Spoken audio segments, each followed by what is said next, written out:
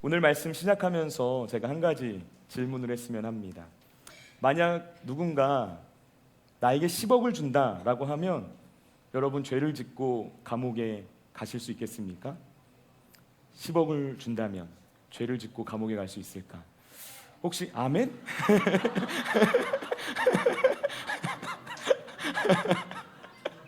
혹시 갈 수 있다 생각하시는 분이 계시다면 조용히 오른손 발가락 드세요. 손 말고 발가락 드세요. 발가락을 드세요. 손 말고. 손은 굳이 그것까지 보고 싶진 않습니다. 제가 발가락을 들어주세요. 네. 자, 여러분 실제로 이 설문조사를 했다고 합니다. 흥사단 투명사회운동본부 윤리연구센터라는 곳에서 매년 우리나라의 정직성과 그리고 윤리의식을 조사하는 설문을 진행한다고 해요. 근데 이 설문에서 이 질문을 하는 거죠. 10억을 준다고 하면 죄를 짓고 감옥에 갈 수 있습니까? 질문하는 거예요.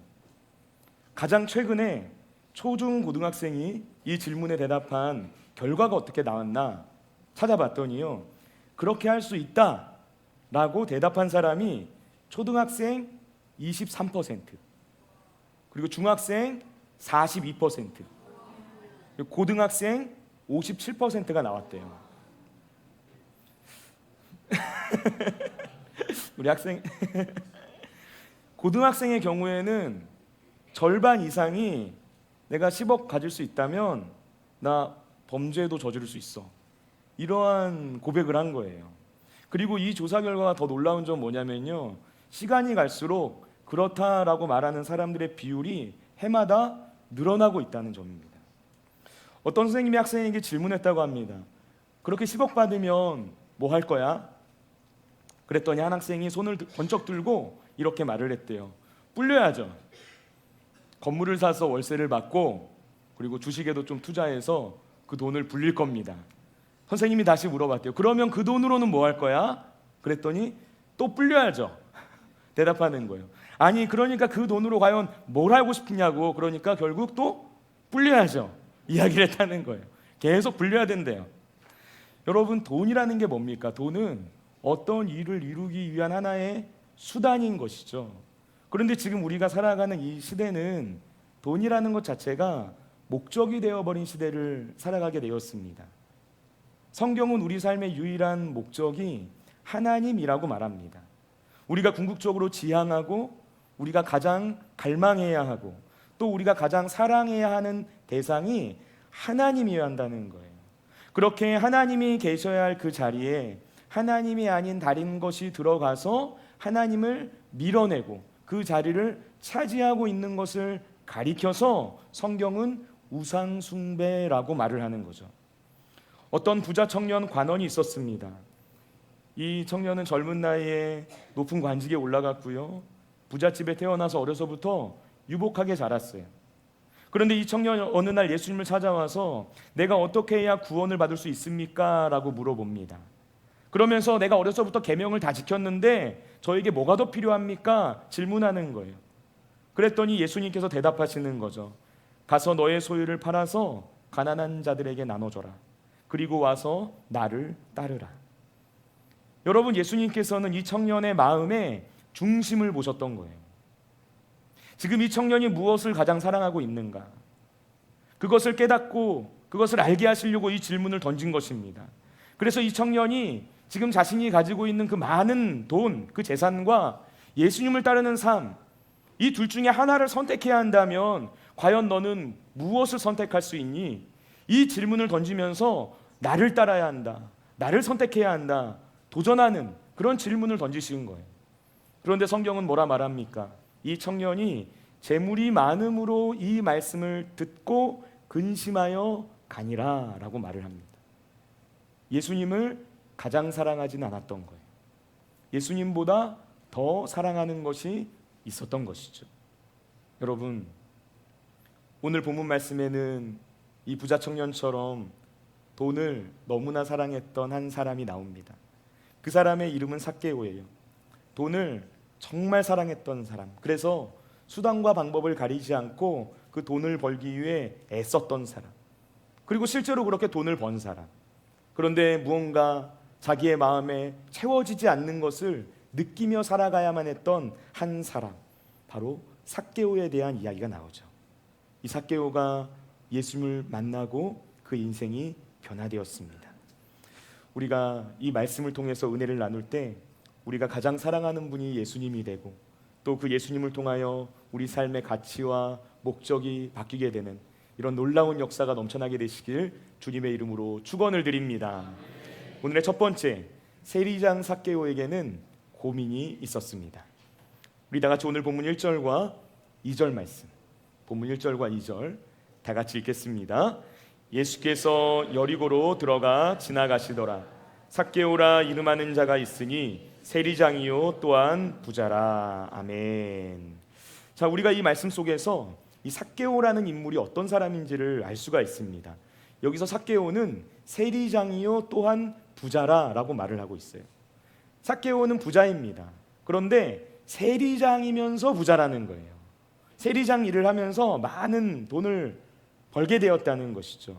여러분, 우리가 여기서 이 세리장이라는 직업이 어떤 일을 했는가를 살펴볼 필요가 있습니다. 이 당시의 이스라엘은 로마에 의해서 지배를 받고 있는 상황이었어요. 한때 우리나라를 비롯한 이 아시아 지역을 일본이라는 나라가 식민 지배를 했던 것처럼 로마가 막강한 군사력을 바탕으로 해서 이 이스라엘 비롯한 이 팔레스타인 지역의 여러 나라들을 식민지로 만들었던 것이죠. 로마는 이들이 지배하고 있는 지역에 많은 세금을 거두도록 해서 모든 돈이 로마와 그리고 로마 시민들을 위해 사용하도록 만들었습니다. 그리고 로마 정부는 이 일을 할 수 있도록 지역마다 그 로마 정부를 위한 세금을 걷는 일을 할 수 있는 사람들을 세워뒀어요. 그 일을 하는 사람들이 바로 이 세리들이었습니다. 그러니까 세리라는 직업은 뭐냐면 로마의 식민지 생활을 하고 있는 유대인들을 대상으로 해서 세금을 걷어들이고 그 돈을 로마 당국에 바치는 일을, 그런 일을 했던 사람들인 거죠. 세리라는 직업을 가진 사람들은 이 유대 사회에서 로마의 앞잡이라고 불리면서 사람들로부터 손가락질을 받았습니다. 동족을 배신한 매국노다라는 소리를 들었어요. 죄인의 대명사와 같은 인물로 여겨졌습니다.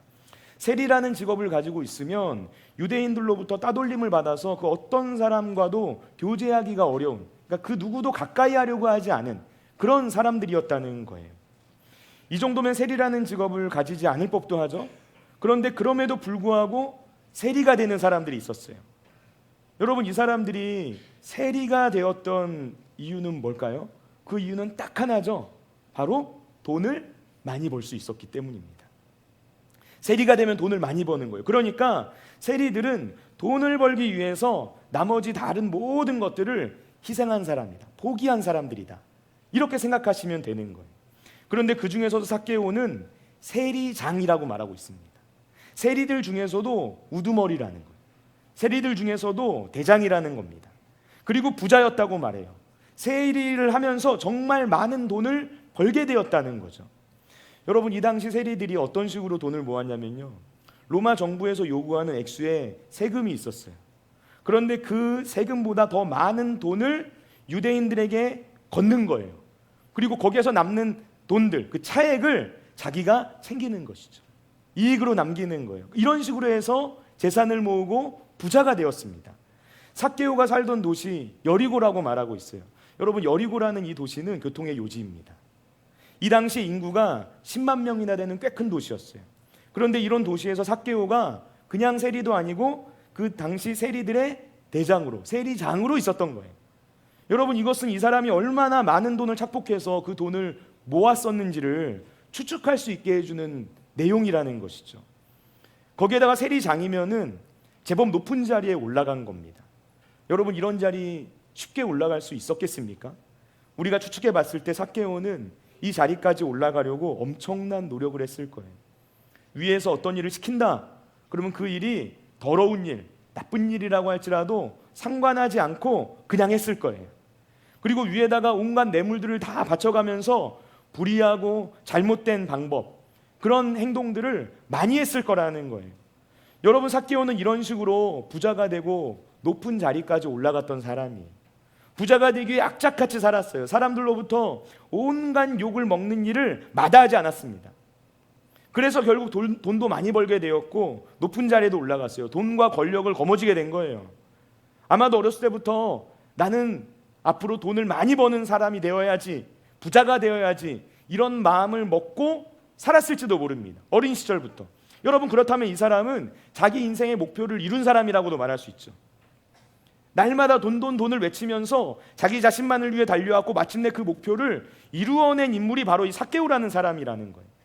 돈도 있고 권력도 있고 누릴 것을 다 누리면서 살게 된 이 삭개오에게 바랄 것이 뭐가 더 있었겠습니까? 세상적인 관점으로 보면은 오늘 이야기는 어떻게 끝나면 됩니까? 삭개오는 돈을 많이 벌어서 부자가 되었다. 그리고 죽을 때까지 잘 살았다. 행복하게. 이러면은 이 얘기가 끝나면 되는 거예요. 그런데 여러분, 오늘 말씀은 그렇지 않다는 겁니다. 삭개오는 자기의 삶에 뭔가 문제가 있다, 뭔가 잘못되었다라는 것을 마음으로 느끼고 있었던 것 같아요.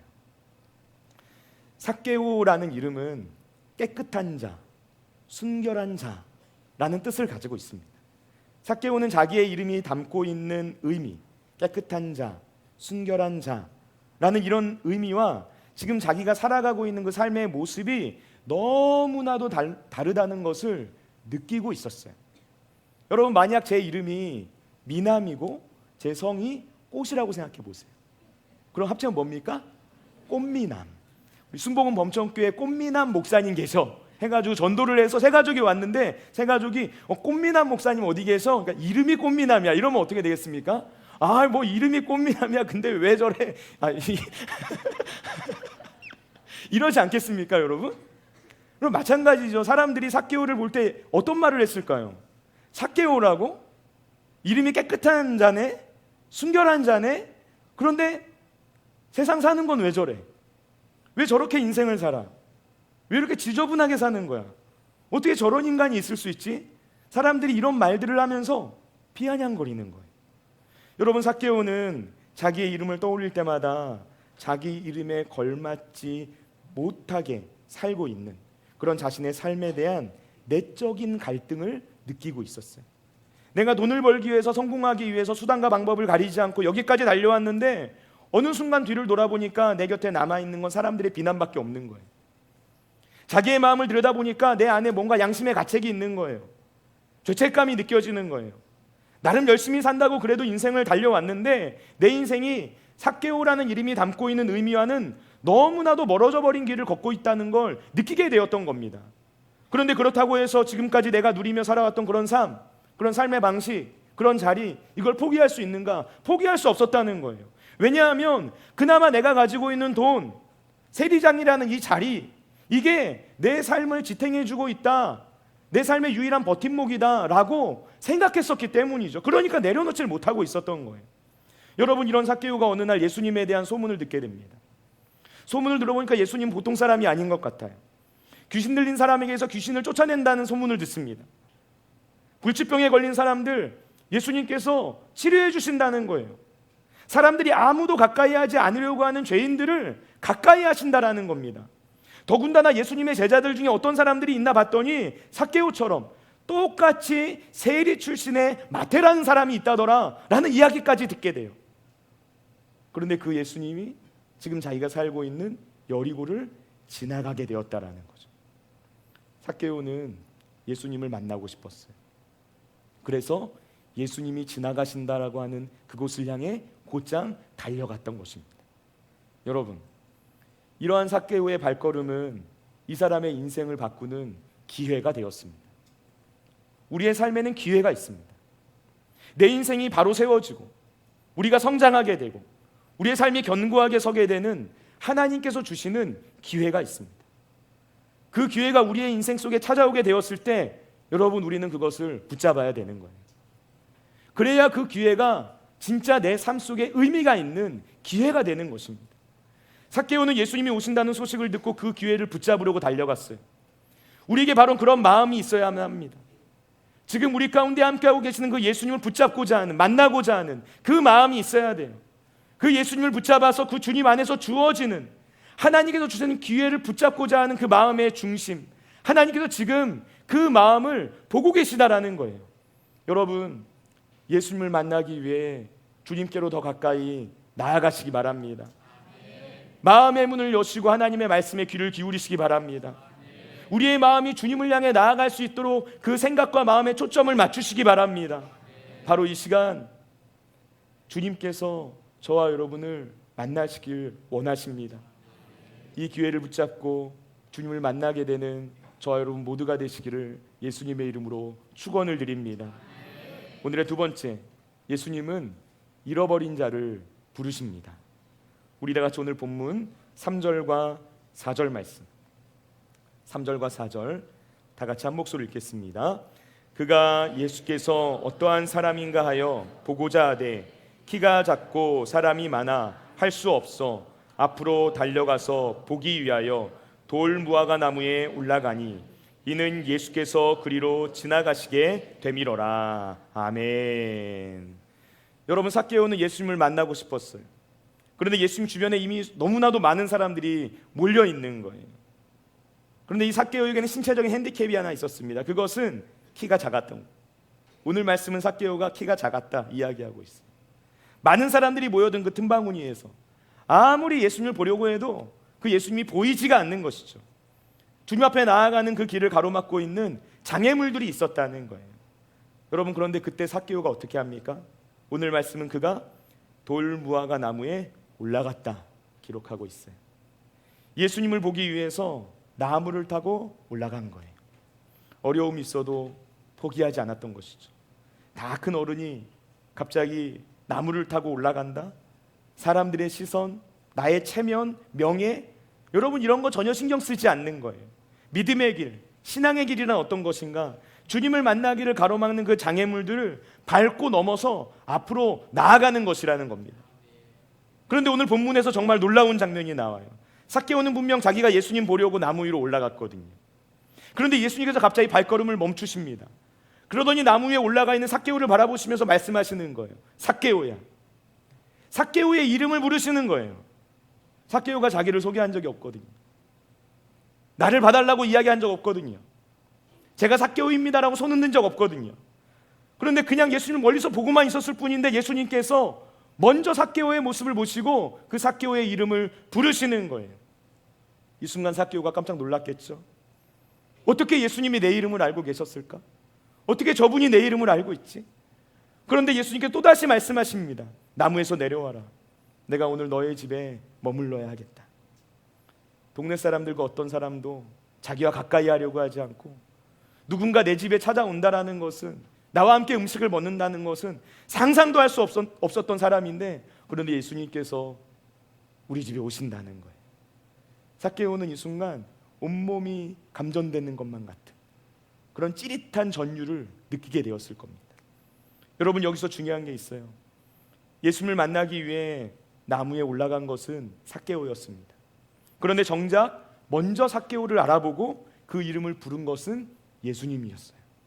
삭개오가 예수님을 만나러 간 것 같았는데 사실은 예수님께서 삭개오를 먼저 아시고 그를 만나기 위해 삭개오가 있는 이곳 여리고까지 오셨다는 사실을 보여주는 장면이죠. 우리는 삭개오의 이야기를 흔히 생각할 때 삭개오가 예수님을 만나고 싶어한 이야기다라고 생각을 합니다. 그러나 사실 이 말씀은 그 반대를 말하고 있어요. 삭개오가 예수님을 만나고 싶어한 것보다 먼저 예수님께서 삭개오를 더 만나고 싶어 하셨던 거예요. 그래서 예수님께서 삭개오를 찾아오신 이야기라는 것이죠. 여러분, 구원이 그렇습니다. 우리가 예수님 만나기 전까지는 내가 주님을 찾는 것 같아요. 그리고 그런 간절함으로 주님을 만나고자 하는 마음이 우리에게 필요한 것입니다. 그 마음이 있어야 됩니다. 그런데 많은 사람들이 예수님을 만나고 나서 깨닫게 되는 사실이 있어요. 그것은 내가 주님을 만나고자 했던 것이 아니라 주님께서 나를 먼저 만나려고 찾아와 주신 것이구나, 이것을 알게 되는 거예요. 주님께서 잃어버린 나를 찾아주셨구나, 이것을 고백하게 된다는 것이죠. 예수님을 만나게 된 수많은 사람들이 하는 간증을 통해서 우리는 이것을 알 수 있어요. 그리고 예수님을 만난 수많은 사람들의 믿음의 고백이기도 합니다. 이것이 우리의 구원이 가지고 있는 신비라는 것이죠.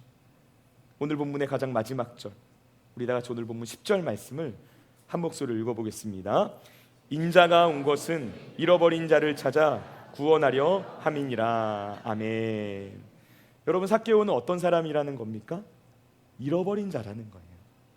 예수님께서 잃어버린 삭개오를 찾아서 구원하시기 위해 이곳까지 오셨다는 겁니다. 여러분, 예수님 이런 분이십니다. 우리를 만나기 위해서, 특별히 잃어버린 주님의 자녀들을 찾기 위해서 어디든지 가시는 분이 바로 예수님이세요. 여러분, 무언가를 잃어버린 적 있으십니까? 그래서 그걸 간절히 찾아본 적 있으십니까? 그때 우리의 마음은 어떠했습니까? 예전에 한 TV 프로그램에서 잃어버린 자녀를 찾겠다면서 자신이 하던 일들을 다 그만두고 길거리에서 전단지를 돌리고 있는 부모님의 모습을 본 적이 있었어요. 그때 잃어버린 자녀를 찾고 있는 그 부모님의 얼굴, 저는 지금도 그 얼굴이 잊혀지지가 않습니다. 마치 세상을 다 잃은 것 같았어요. 내가 잃어버린 이 아이를 찾을 수만 있다면 무엇이든 할 수 있을 것만 같은 그런 표정이었어요. 잃어버린 양을 찾고 계시는 주님의 얼굴, 그 주님의 마음이 바로 이런 것이지 않을까 생각하게 되는 거죠. 여러분, 주님께서 찾아 헤매시는 잃어버린 사람들이 있습니다. 어쩌면 지금 이 자리에 앉아 계시는 누군가가 그 잃어버린 사람 중에 한 사람일지도 몰라요. 삭개오가 같이 인생의 진정한 의미와 목적을 잃어버린 채 돈과 성공만을 쫓아 살아가는 인생이 있다면 여러분, 잃어버린 자입니다. 자기의 마음 가운데 말할 수 없는 양심의 가책과 죄책감 속에서 고통받고 있는 분이 계시다면 여러분, 잃어버린 자예요. 세상 사람들이 손가락질하고 비난하고 욕하고 있습니까? 잃어버린 사람입니다. 또는 많은 사람들에게 칭찬받고 인정받고 있지만 정작 주님의 편에서 보았을 때는 그 인생이 잃어버린 양일지도 몰라요. 우리가 어떠한 모습으로 어떠한 모양으로 있든지 예수님을 만나지 못했다면 여러분, 그 사람은 잃어버린 사람입니다. 요한계시록 3장 20절 말씀, 우리 한 목소리로 읽겠습니다. 볼지어다, 내가 문 밖에 서서 두드리노니 누구든지 내 음성을 듣고 문을 열면 내가 그에게로 들어가 그와 더불어 먹고 그는 나와 더불어 먹으리라. 아멘. 여러분, 지금 이 말씀에서 이야기하고 있어요. 주님께서 지금 문 밖에 서서 우리의 마음의 문을 두드리고 계시다는 거예요. 들리십니까? 똑똑똑. 주님께서 지금 노크하고 계시대요. 마치 삭개오에게 나무에서 내려와라, 내가 너희 집에 유하여야겠다 말씀하신 것처럼 주님께서 지금 우리에게 찾아오셔서 지금 내게로 와라, 나와 함께하자 말씀하고 계시다는 거예요. 그렇게 우리의 마음의 문을 두드리는 주님의 음성이 들려올 때 우리가 그 주님의 음성을 듣고 마음의 문을 열면 주님을 만나게 된다는 것입니다. 중요한 것은 무엇입니까? 우리의 반응이라는 거예요. 삭개오를 보시기 바랍니다. 오늘 본문 6절 말씀을 보시면 급히 내려와 즐거워하며 영접하거늘이라고 말합니다. 급히 내려왔대요. 그냥 내려온 것이 아닙니다. 급하게 내려온 거예요. 주저하지 않고 내려왔다는 겁니다. 즐거워하면서 영접하였더라 말하고 있어요. 주님의 부르심 앞에서 기쁨으로 반응했다는 거예요. 그 부르심에 기쁨으로 응답했다는 거예요. 네, 그렇습니다, 주님. 제가 주님을 따라가겠습니다. 제가 주님과 함께 하겠습니다. 주님의 부르심에 응답하겠습니다. 이렇게 반응했다는 거예요. 여러분, 바로 이것이 믿음이라는 것입니다. 내가 왜 교회에 오게 되었는지, 내가 왜 교회에서 이 말씀을 듣고 있는지, 여러분, 그 이유가 중요한 게 아니에요. 중요한 것은 우리의 반응이에요. 예수님 이런 분이시구나, 내가 이 예수님을 한 번만이라도 믿어봐야 되겠다. 그렇습니다, 주님, 제가 주님을 믿겠습니다. 이렇게 마음의 문을 활짝 열고 주님을 받아들이는 것, 이것이 믿음입니다. 교회 오래 다녀도 이게 잘 안 되는 분들이 계세요. 마음의 문을 열고 주님을 받아들이면 되는데 이게 잘 되지 않아요. 믿는 것도 아니고 믿지 않는 것도 아닌 어정쩡한 상태로 머물러 있는 거예요. 안 믿으려고 생각하니까 뭔가 골치 아픈 것들이 있어요. 이 사람 저 사람 막 전화 올 것 같고 피곤해질 일들이 많아요. 그렇다고 믿자니 뭔가 망설여져요. 그래서 이것도 저것도 아닌 상태로 머물러 있는 거예요. 여러분, 마음의 문을 열고 주님을 받아들이시기 바랍니다. 예수님을 믿으시기 바랍니다. 예수님을 믿겠다고 마음으로 모셔드리기 바랍니다. 그럼 우리의 삶 속에 놀라운 변화가 일어나기 시작해요. 삭개오는 예수님을 믿고 그 삶이 변화되었습니다. 우리 다 같이 오늘 본문 8절 말씀 한 목소리 읽겠습니다. 삭개오가 서서 주께 여짜오되 주여 보시옵소서, 내 소유의 절반을 가난한 자들에게 주겠사오며 만일 누구의 것을 속여 빼앗은 일이 있으면 내 갑절이나 갚겠나이다. 아멘. 여러분, 지금 삭개오가 예수님과 함께 그 집에서 머물면서 주님과 함께 식사를 하면서 갑자기 이야기를 하는 거예요. 지금까지 제가 모은 모든 재산의 절반을 가난한 사람들에게 나누어 주겠습니다. 자신이 만약 부정하고 불의한 방법으로 남의 것을 빼앗은 적이 있다면 그것을 4배로 갚겠습니다. 이야기하는 거예요. 놀라운 변화가 일어난 겁니다. 이 사람은 지금까지 돈을 자기의 인생의 최고의 가치로 여기면서 살았던 사람이에요. 많은 돈을 벌 수만 있다면 수단과 방법을 가리지 않았던 사람이에요. 그런데 예수님 만나고 바뀌게 되는 거예요. 자기의 돈을 내어놓는 거예요. 날마다 돈 거리며 살았던 사람이 돈을 내어놓았다? 여러분, 엄청난 변화가 일어난 것이죠. 변화되지 않고선 이렇게 할 수 없어요.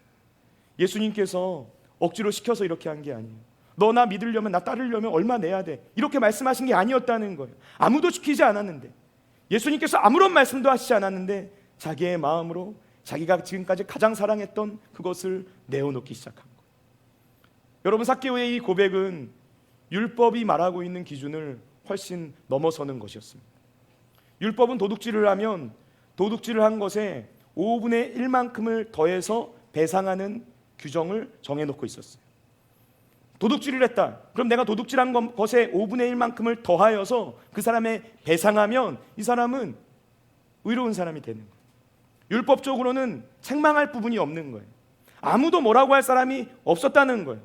그런데 삭개오는 뭐라고 말합니까? 내가 남의 것을 도둑질을 했다면, 남의 것을 억지로 불의한 방법으로 빼앗았다면, 그렇다면 내가 4배로 갚겠습니다. 곱하기 4를 해서 갚겠습니다. 고백하는 거예요. 억지로 어떻게 해서든 최소한만 간신히 하는 이런 게 아니었다는 거예요. 예수님을 사랑하게 되면은 기준을 넘어서게 돼요. 한계가 사라지게 돼요. 재는 것이 없어져요. 내가 할 수 있는 최대치를 하고 싶어지는 거예요. 여러분, 그게 바로 사랑이라는 것입니다. 이것이 주님을 만난 사람에게서 일어나는 변화예요. 여러분, 이 변화는 본질적인 변화였습니다. 가치관이 바뀌는 변화였어요. 기본적인 삶의 방식과 태도가 바뀌는 순간이었어요. 이것은 단순히 예수님을 믿고 내가 교회에 다니게 되었다, 이런 차원의, 이런 수준의 변화가 아니었습니다. 본질적인 변화는 우리의 삶 속에서 내가 예전에 가장 중요하고 소중하게 여겼다라고 생각했던 그 가치가 완전히 바뀌게 되는 것을 의미해요. 예전에 이 사람은 돈이 가장 중요했어요. 그런데 그것이 깨지는 거예요. 예수님이 더 중요해지는 거예요. 내가 예수님 만나기 전에는 성공하는 게 가장 중요했어요. 근데 그게 바뀌는 거예요. 예전에 나는 자기 자신이 가장 중요했어요. 너무나도 자기 중심적이었어요. 내 자존심이 중요했고 내 가족과 내 자녀만 중요했어요. 그런데 그게 바뀌게 되는 거예요. 내 삶의 모든 가치관이 완전히 뒤바뀌는 것. 그래서 내 삶의 중심에 예수님이 계시는 것. 이러한 본질적인 가치관의 변화. 이 변화가 삭개오에게 일어났던 변화였습니다. 여러분, 예수님께서 잃어버린 사람들을 찾으시고 그들에게 다가오시는 이유가 뭐겠습니까? 우리에게 이 변화를 주기 위해서요. 이 변화를 통해서 우리가 진정으로 의미 있고 가치 있는 삶, 행복한 삶, 하나님께서 기뻐하시는 삶을 살아가기를 원하셨기 때문이에요. 여러분, 오늘 살아계신 성령께서 저와 여러분에게 이러한 놀라운 은혜를 부어주실 줄로 믿습니다. 잃어버린 자를 향한 사랑으로 우리의 마음 가운데 찾아오시고 우리를 부르시는 그 주님의 부르심에 응답하시기 바랍니다. 그리고 우리의 삶의 모든 가치관을 바꾸어 주시는 그 주님과 동행하는 삶을 통하여서 하나님의 뜻을 이루어가는 저와 여러분 모두가 되시기를 예수님의 이름으로 축원을 드립니다.